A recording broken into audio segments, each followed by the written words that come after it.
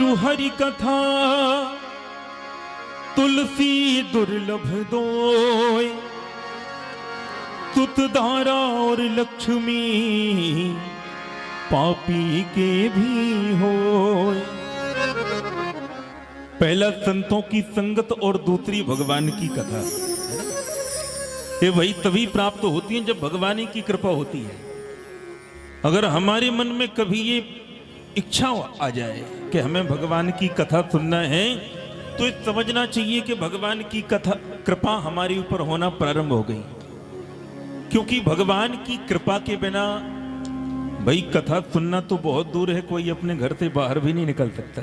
पंडाल में आना तो बहुत दूर की बात है। वो जो आ गए, जिनने भगवान की कथा सुन ली, जो सम्मिलित हो गए, तो ये समझो कि भगवान की कृपा होना प्रारंभ हो गई। मेरी श्रोताओं, दो प्रकार की गंगा है, ध्यान दें। दो प्रकार की गंगा है, एक चल गंगा और दूसरी अचल गंगा। एक चल गंगा माने चलती फिरती गंगा, और दूसरी है अचल गंगा। अब दोनों गंगाओं में अंतर क्या है? चल गंगा माने चलती फिरती गंगा, जैसे ये राम कथा ज्ञान गंगा जो आज से आपके बानपुर में बहेंगी, और दूसरी है अचल गंगा जो कहीं चल के ना जा सके। वो कहाँ है? इलाहाबाद में। अब भाई इलाहाबाद वाली गंगा और आपके बानपुर में जो एक कथा गंगा बह रही है, इनमें अंतर क्या है? ध्यान दें। इलाहाबाद गए हैं, प्रयाग तो गए होंगे। तो भाई जब प्रयाग जाती हैं, संगम में स्नान करने के लिए गए, तो संगम में देखा कि कितनी तेज धार है गंगा जी की, बहुत गहरी है गंगा जी संगम में। इलाहाबाद वाली गंगा में स्नान करने के लिए गए, अगर धोखे से पांव फिसल गया तो डूब जाओगे और मर जाओगे, बचोगे नहीं। इलाहाबाद वाली गंगा में अगर धोखे से पांव फिसल गया तो डूब जाओगे और मर जाओगे। और आपके बानपुर में आज से जो कथा गंगा बह रही, इनका महत्व क्या है, इनका प्रभाव क्या है? इलाहाबाद वाली गंगा में अगर डूब जाओगे तो मर जाओगे, और कथा गंगा में डूब जाओगे तो वहां तुम मर जाओगे, यहां तर जाओगे। केवल इतना। तो तारने वाली गंगा है ना? मेरी श्रोताओं, श्री रामचरितमानस की ही एक पंक्ति है, हरि व्यापक सर्वत्र समाना। भाई ये सब जानते हैं कि हरि व्यापक सर्वत्र समाना, तब रामायण पढ़ते हैं। तो ये भगवान हर जगह है, एक ज्ञान है ना भाई? ये सबको ज्ञान है कि भगवान हर जगह है। तो भगवान हर जगह है, कण कण में विद्यमान है, एक ज्ञान है। लेकिन भगवान को प्रकट कर लेना ये विज्ञान है। जैसे भाई लोगों को पहले से ही पता था कि पानी में बिजली है ना? पानी में बिजली है, पर वैज्ञानिकों ने शोध किया, मंथन किया, तो पानी से बिजली प्राप्त की। तो भाई पानी में बिजली है, ये तो ज्ञान है, पर पानी से बिजली प्रकट करवा लेना ये विज्ञान है। तो आज की श्री राम कथा में वैसे भी विलंब हो गया, तो बहुत शीघ्रता में, बहुत कम समय में बहुत कुछ कहना है। बाकी कल से कथा तो बड़े ठाठ से होगी। तो कथा प्रारंभ के पहले नियम होता है कि कीर्तन करवाया जाए, होता है ना? आपको पता है कि कथा के पहले कीर्तन क्यों करवाया जाता है? ये जानकारी है? नहीं है भाई? कथा के पहले कीर्तन क्यों करवाया जाता है?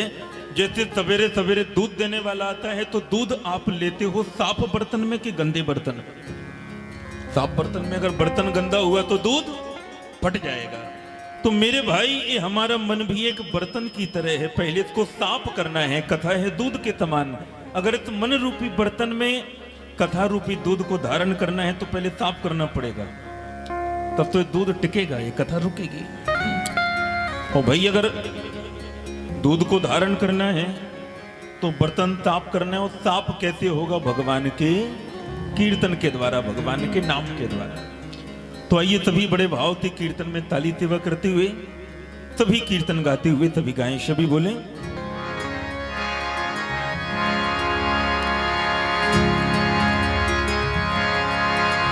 जय सिया राम जय जय सिया राम जय सिया राम जय जय सिया राम जय सिया राम जय जय सिया राम जय सिया राम जय जय सिया राम जय सिया राम जय जय सिया राम जय सिया राम जय जय सिया राम जय सिया राम जय जय सिया राम जय सिया राम जय जय सिया राम जय सिया राम जय जय सिया राम जय सिया राम जय जय सिया राम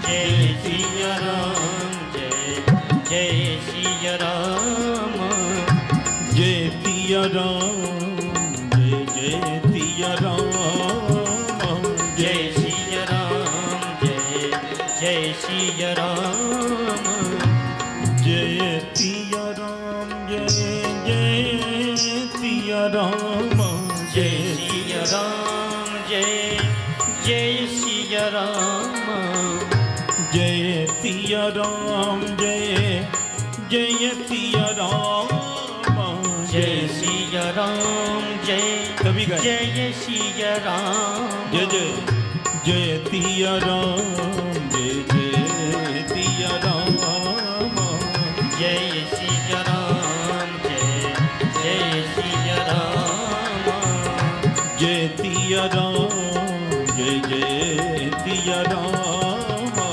जय सिया राम जय जय सिया राम जय जय सिया राम जय जय सिया राम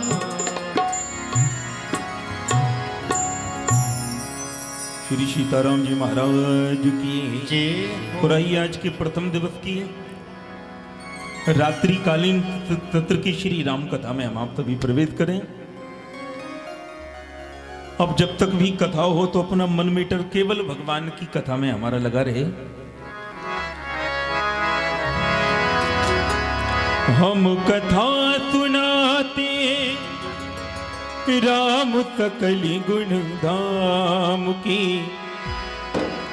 हम कथा सुनाते राम सकली गुण धाम की।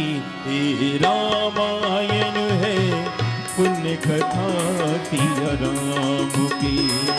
रामायण पुण्य कथा सिया राम की। हम कथा सुनाते राम सकल गुण धाम की।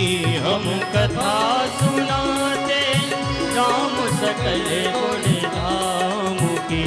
ये रामायण है पुण्य कथा सिया राम की।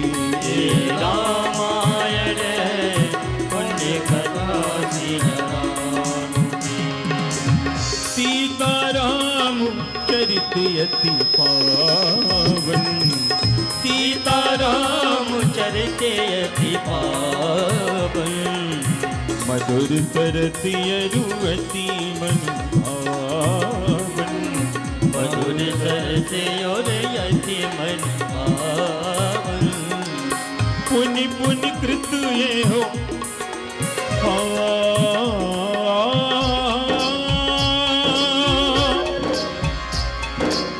पुनि पुनि कृत ये है सुनिए सुनाए। ये की प्यास न बुझत बुझाए। जिनकी प्यास न बुझत बुझाए। ये की प्यास न बुझत बुझाए। जिनकी प्यास न बुझत बुझाए। श्री सीताराम जी महाराज की जय हो। श्री राम कथा ज्ञान यज्ञ की जय हो। जय जय श्री सीताराम। परम मंगल में परात्पर पर पूर्ण ब्रह्म परम कारुणिक भक्त भयहारी करुणा निधान, जीवों पर अहेतु की अकारण कृपा करने वाले हमारे श्री सीताराम जी महाराज,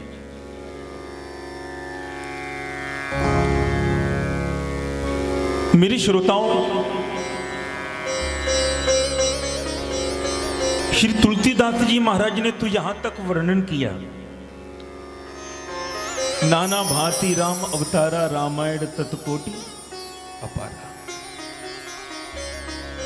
करोड़ों रामायण हैं, किंतु यहां पर जो हमारा आधार होगा श्री रामचरितमानस है ना, तुलसीदास जी कृत, और अन्य अन्य रामायणों से भी प्रयास रहेगा कि आपको नई नई कथाएं सुनने को मिलें।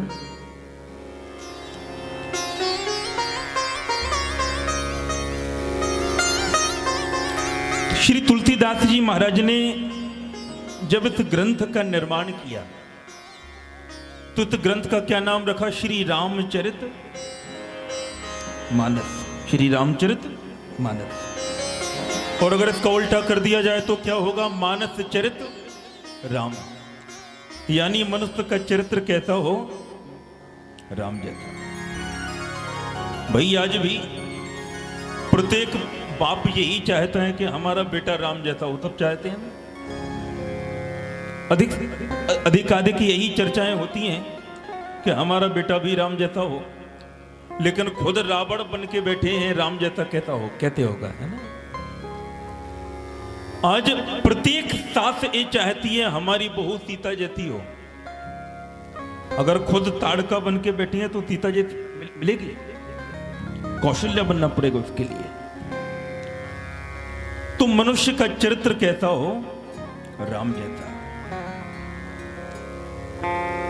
मेरी श्रोताओं, श्री तुलसीदास जी महाराज ने सर्वप्रथम श्लोक का निर्माण किया। वर्णानाम अर्थ संधानाम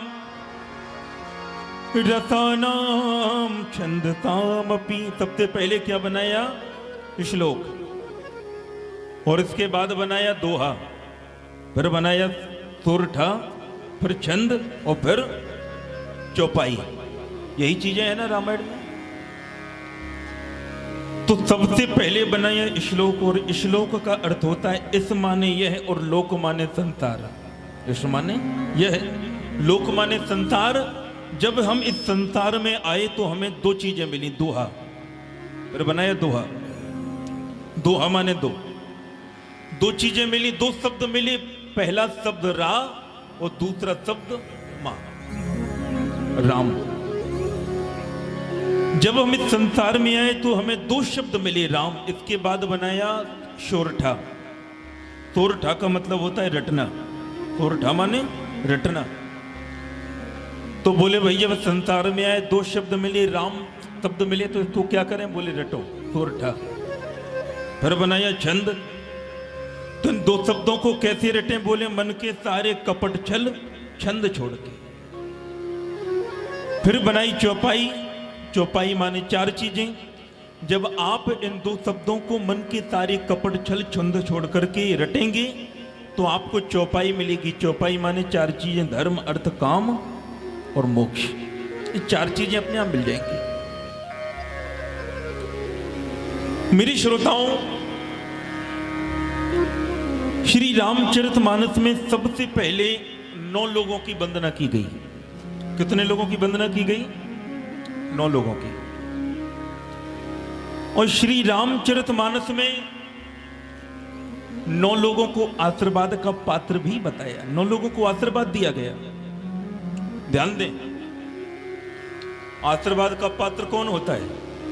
आजकल तो आशीर्वाद इतना सस्ता हो गया कि बीड़ी जलाने के लिए अगर किसी ने माचिस की सीख दे दी, ओ भैया तेरा कल्याण हो। भाई बीड़ी जलाने के लिए माचिस देने वाला आशीर्वाद का पात्र हो सकता है क्या? नहीं।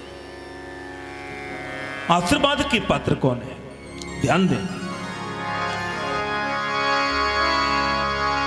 धन्य सुदेश जहां सुरसरी। वो देश आशीर्वाद का पात्र है जिस देश में कल कल छल छल प्रवाहते जगत को पावन करने वाली मां गंगा प्रवाहित होती है। वो देश आशीर्वाद का पात्र है।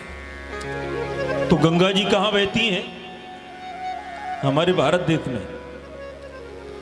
गंगा जी और कहीं नहीं मिलेंगी आपको। एक बार एक बात याद आई भाई, सिकंदर महान का नाम तो सुना होगा आप लोगों ने, सुना है ना? उजड़ गए वो बाग जहां पर लाखों माली थे, चला सिकंदर इस दुनिया से तो दोनों हाथ खाली थे। सिकंदर जब भारत के ऊपर आक्रमण करने के लिए आने लगा तो इसके गुरुजी हैं जिनका नाम है शुकरात। शुकरात से सिकंदर ने कहा, गुरुजी विजय डंका बजाकर हिंद से जब लौट आऊंगा तो बताओ तुम्हारे लिए भारत से क्या लाऊंगा।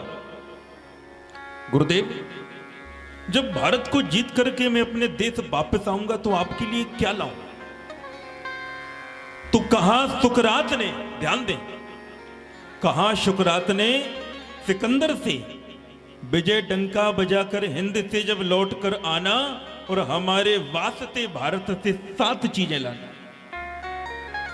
अगर तुम भारत से 7 चीजें ले आए तो हम मान जाएंगे कि आपने भारत को जीत लिया, भारत के ऊपर विजय प्राप्त कर लिया। बोले कौन कौन सी? बोले सबसे पहले तो ध्यान दो, अमर बेली कमल गीता। अमर बेल है ना, और ये अमर बेल केवल हमारे भारतवर्ष में मिलेगी, बाकी कहीं नहीं मिलेगी। अमर बेल तो जानते होंगे, केवल हमारे देश में। अमर बेली कमल, कमल भी केवल भारतवर्ष में मिलेगा क्योंकि उसके लिए यहीं का वातावरण उपयुक्त है। तो भैया ध्यान दो, अमर बेली कमल गीता, नृपत तुम भूल मत जाना, कहानी राम और सीता। एक रामायण भी ले आना, वो भी केवल भारत में ही मिलेगी। बोले गुरुजी और? बोले एक गीता भी ले आना हमारे लिए। बोले एक भारतवर्ष से हमारे लिए ज्ञानी गुरु लाना, क्योंकि ये ज्ञानियों का देश है, ऋषियों का देश है, हम आप ऋषियों की संतान है। अगर आप लोगों से पूछा जाए कि आपका गोत्र कौन सा है तो कोई भारद्वाज बताएगा, कोई गौतम बताएगा, है ना, कोई वशिष्ठ बताएगा, यानी किसी न किसी ऋषि का नाम लेगा। तो इसका मतलब है कि हम सब ऋषियों की संतान हैं, ऋषियों की भूमि है। भारतवर्ष संतों की भूमि है, ऋषियों की भूमि है। किसी ने बड़ी सुंदर पंक्तियां गाई हैं, आप सभी ने सुनी है। ये धरती है जहाँ ऋषि मुनि जपते हरि नाम की माला। ये धरती है जहाँ ऋषि मुनि जपते हरि नाम की माला। जहाँ हर बालक एक मोहन है और राधा एक बाला। जहाँ हर बालक एक मोहन है और राधा एक बाला। राधा एक बाला। जहाँ सूरज सबसे पहले आकर डाले अपना डेरा, वो भारत देश है मेरा, वो भारत देश है मेरा। जहाँ डाल डाल पर सोने की चिड़िया करती है बसेरा, वो भारत देश है मेरा, वो भारत देश है मेरा। जहाँ सत्य अहिंसा और धर्म का पग पग लगता डेरा, वो भारत देश है मेरा, वो भारत देश है मेरा। जहाँ सत्य अहिंसा और धर्म का पग पग लगता डेरा, वो भारत देश है मेरा, वो भारत देश है मेरा। तो शुकरात ने सिकंदर से कहा कि भारत से हमारे लिए ज्ञानी गुरु भी ले आना। ये भारत देश ज्ञानियों की भूमि है, संतों की भूमि है। बोला हमारे लिए एक बांस की बंसी भी ले आना। भाई हम भी तो देखें बजा के कि जिस बंसी को सुन करके जब भगवान श्री कृष्ण वही बांस की बांसुरी बजा रहे हैं, तो आकाश में जितने विमानों पर देवता अपनी पत्नियों के साथ जा रहे हैं, भगवान की बंसी को सुन करके वो देव पत्नी अपने अपने सिद्ध जनों के साथ में आकाश में ही खड़ी हो जाती हैं, केवल भगवान की बंसी सुनती है। ठाकुर जी की बंसी का ही प्रभाव। गाय अगर चारा चरती हैं तो चारा चरना भूल करके केवल भगवान की बंसी सुनती है। बछड़ी अगर दूध पी रहे हैं तो केवल भगवान की बंसी सुन रहे हैं, दूध पीना छोड़ करके। लेकिन ये बंसी है कौन, ये जानते हैं? ये कोई साधारण बांसुरी है क्या? भाई बंशी का उल्टा करोगे तो क्या होगा? शिवम। बंशी का उल्टा करोगे तो शिवम। ये बांसुरी कोई और नहीं है, स्वयं भगवान भूत भावन भोलेनाथ कैलाशपति ही बांसुरी बन के आए हैं। एक बार भगवान श्री कृष्ण से कहा कि हम आपकी अधरामृत का पान करना चाहते हैं। भगवान ने कहा फिर तो आपको बड़ा कष्ट सहन करना पड़ेगा। बोले उसकी चिंता नहीं, ये शिव जी की भक्ति है अपने ठाकुर जी के प्रति। भाई राम जी से कर शिव जी से बढ़ के संसार में कौन सा भक्त हो सकता है? ये चर्चा अगर समय रहा तो अभी, नहीं तो कल तो आपको सुनने को मिलेगी कि जिन भगवान भूत भावन भोलेनाथ ने अपनी प्रिय पत्नी सती का केवल इतनी सी बात पर परित्याग कर दिया कि सती ने सीता जी का वेश बनाया। इतनी सी बात पर शिव से बढ़ के कौन भगवान राम का भक्त है? और राम जी ने भी तो यही कहा, एक दूसरे को अपना स्वामी मानते हैं। राम जी भी कहते हैं लिंग थाप विधिवत कर पूजा, लिंग थाप विधिवत कर पूजा, लिंग थाप विधिवत कर पूजा, लिंग थाप विधिवत कर पूजा। शिव समान प्रिय मोहिना दूजा, शिव समान